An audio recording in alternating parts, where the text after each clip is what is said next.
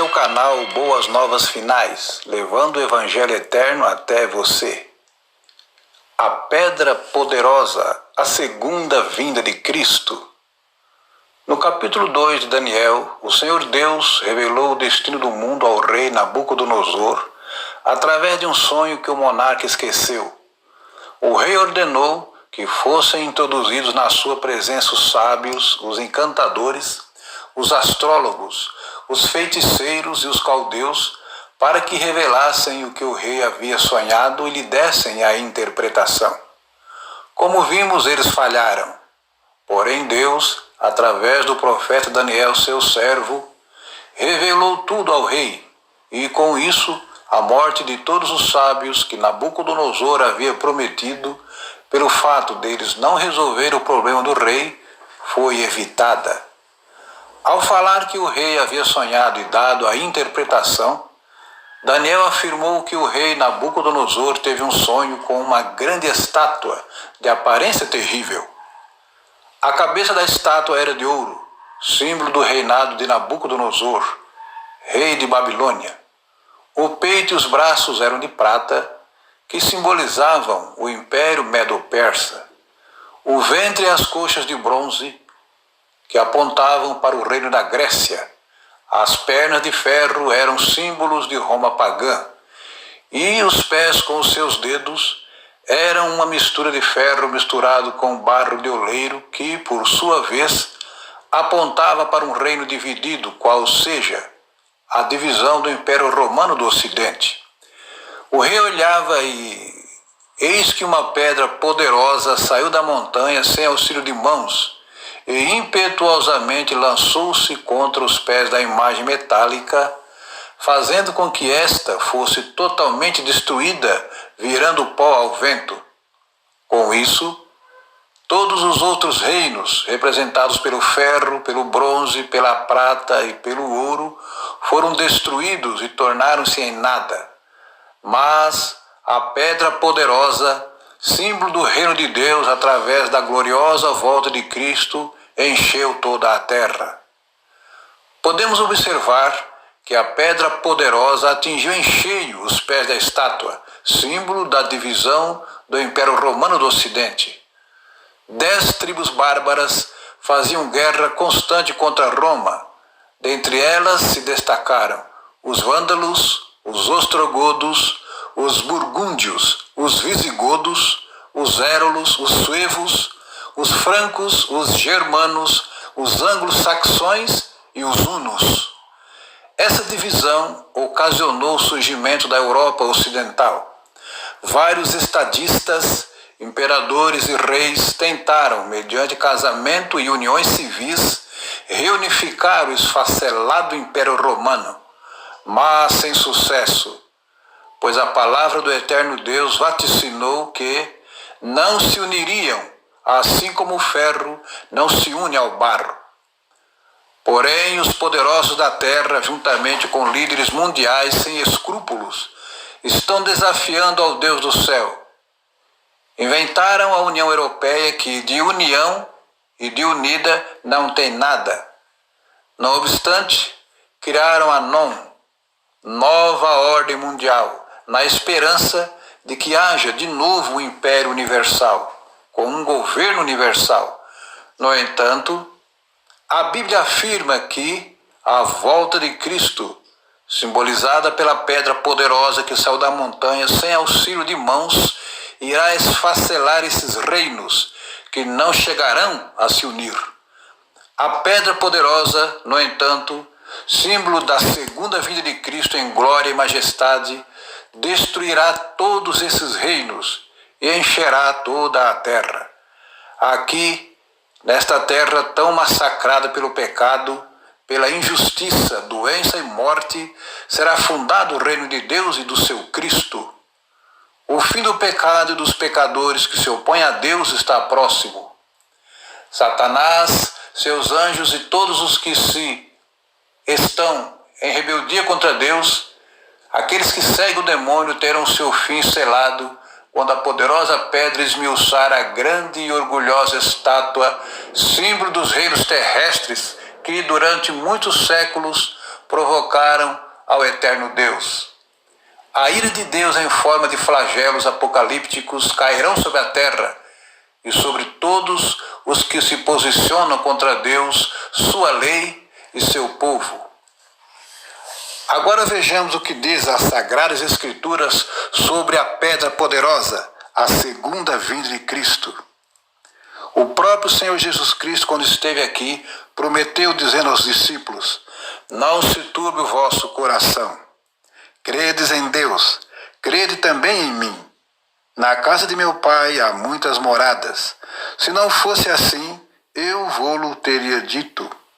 Vou preparar-vos lugar.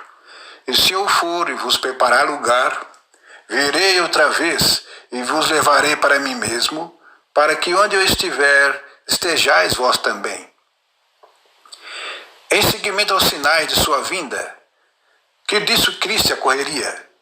E então verão vir o Filho do Homem, disse Jesus, numa nuvem, com poder e grande glória. Evangelho de Lucas 21, versículo 27, João 14, versículos 1 a 3. Estará o mundo preparado para encontrar Cristo? Então aparecerá no céu o sinal do Filho do Homem. E todas as tribos da terra se lamentarão, e verão o Filho do Homem vindo sobre as nuvens do céu com poder e grande glória. Evangelho de Mateus 24, versículo 30. Eis que vem com as nuvens, diz o Apocalipse, e todo olho o verá, até os mesmos que o traspassaram. E todas as tribos da terra se lamentarão sobre ele. Apocalipse 1, versículo 7. Então, por que muitos não estarão preparados para esse evento? As Escrituras Sagradas afirmam de novo: porém, se aquele mau servo disser consigo, o meu Senhor tarde virá, e começar a espancar os seus conservos, e a comer e a beber com os temulentos, virá o Senhor daquele servo num dia em que o não espera, e a hora em que ele não sabe, e separá-lo-á, e destinará a sua parte com os hipócritas. Ali haverá ranger de dentes e grande pranto, disse o Senhor Jesus em Mateus 24, 48 a 51. O que estará fazendo o mundo então quando Cristo vier? E como foi nos dias de Noé, assim será também a vinda do Filho do Homem. Porquanto assim como nos dias anteriores ao dilúvio, comiam, bebiam, casavam e davam-se em casamento, até o dia em que Noé entrou na arca e não o perceberam, até que veio o dilúvio e os levou a todos. Assim será também a vinda do Filho do Homem. Mateus 24, 37 a 39. O evangelista Lucas, também inspirado por Deus, disse: como também da mesma maneira aconteceu nos dias de Ló, comiam, bebiam, compravam, vendiam, plantavam e edificavam. Mas nos dias em que Ló saiu de Sodoma, choveu do céu fogo e enxofre e os consumiu a todos. Assim será no dia em que o Filho do Homem se manifestar. Lucas 17, 28 a 30. Que faz os homens ficarem cegos ao Evangelho de Cristo? Quem é que os cega? Nos quais o Deus deste século, afirmou Paulo, cegou os entendimentos dos incrédulos, para que não lhes resplandeça a luz do Evangelho da glória de Cristo, que é a imagem de Deus. Segundo a Coríntios 4, versículo 4.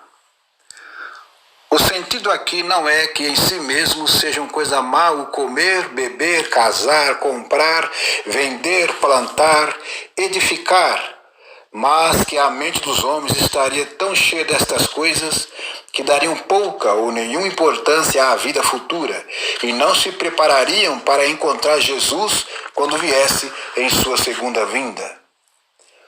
Por ocasião da ascensão de Cristo, que certeza foi dada de sua volta? E estando com os olhos fitos no céu, enquanto ele subia, eis que junto deles se puseram 2 varões vestidos de branco, os quais lhes disseram: varões galileus, por que estás olhando para o céu? Esse Jesus que dentre vós foi recebido em cima no céu, há de vir como para o céu o vistes ir. Desde quando é ensinada a doutrina da vinda de Cristo?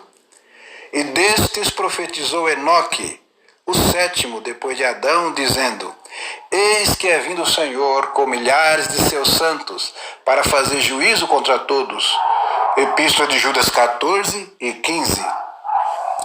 Tentando censurar os modernos crentes na doutrina adventista, um senhor da Hungria não há muito tempo mencionou a um colportor desta denominação que ouvira estar ainda vivo o primeiro pregador adventista.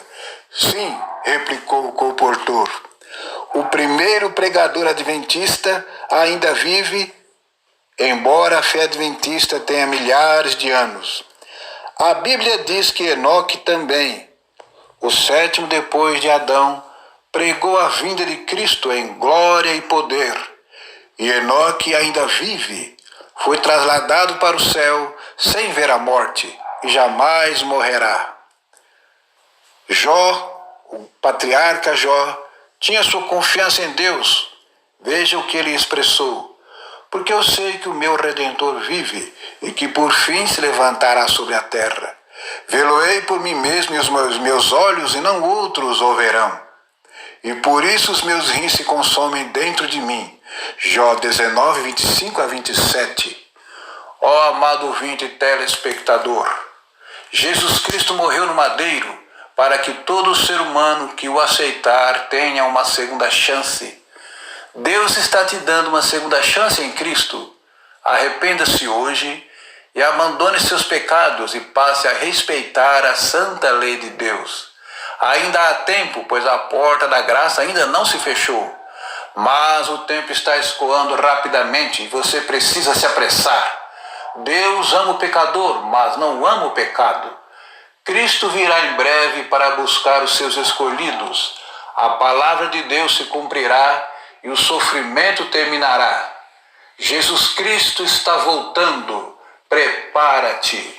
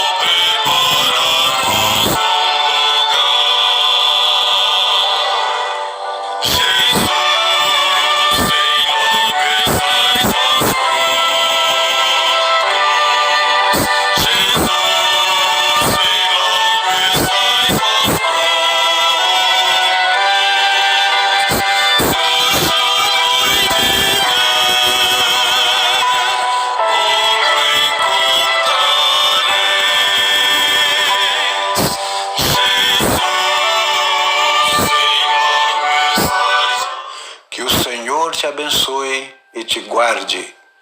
Que o Senhor faça resplandecer o seu rosto sobre ti e tenha misericórdia de ti. Que o Senhor sobre ti levante o seu rosto e te dê a paz. Em nome do Senhor Jesus. Amém. Sim, Jesus.